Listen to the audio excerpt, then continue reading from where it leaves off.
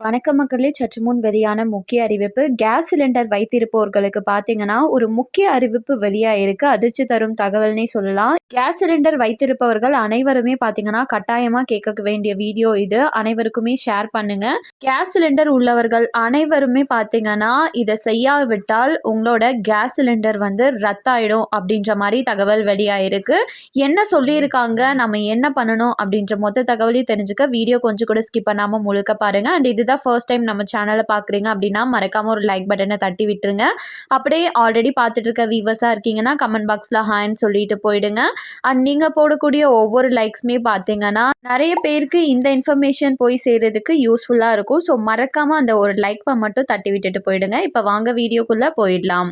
அனைவருக்குமே பார்த்தீங்கன்னா gas cylinder அவங்களோட அன்றாட வாழ்க்கையில் தேவையான ஒன்றாக மாறிடுச்சு. இந்த நிலையில் கேஸ் சிலிண்டர் வைத்திருப்பவர்கள் இதை செய்யாவிட்டால் ரத்தாயிடும் அப்படின்ற மாதிரி ஒரு தகவல் வெளியாயிடுச்சுக்கு. அது என்ன தகவல் அப்படின்னு சொல்லிடலாம். பிரதான் மந்திரி உஜ்வாலா திட்டத்தின் கீழ் வறுமை கோட்டுக்கு கீழ் வாழும் குடும்பங்களுக்கு இலவச சமையல் சிலிண்டர்களை மத்திய அரசு வழங்கி வருகிறது. அதுபோக 12 சிலிண்டர்களுக்கு மானியமாக 300 ரூபாயும் வழங்கப்பட்டு வருகிறது. இந்த நிலையில் இலவசமாக மற்றும் மானிய விலையில் சிலிண்டர்களை பெறுவதில் பல முறைகேடுகள் நடைபெற்றும் வருகிறது. இதனை தவிர்க்கும் விதமாக கேஸ் இணைப்போடு ஆதார் எண் மற்றும் கைரேகை பதிவு செய்ய வேண்டும் என்று மத்திய அரசு அறிவித்துள்ளது. இதனால் கேஸ் இணைப்போடு ஆதார் எண் மற்றும் கைரேகை இணைப்பதற்கு பொதுமக்கள் கேஸ் ஏஜென்சிகளில் திரண்டு இருக்கிறார்கள். இவ்வாறு கேஸ் இணைப்போடு ஆதார் எண் மற்றும் கைரேகை பதிவை இணைப்பதால் ஒருவருக்கு எத்தனை கேஸ் இணைப்புகள் இருக்கிறது என்பதை கண்டுபிடிக்கலாம். இதன் மூலமாக கேஸ் இணைப்புகள் பெறுவதில் முறைகேடுகளையும் தவிர்க்கலாம் என்றும் கூறியுள்ளனர்.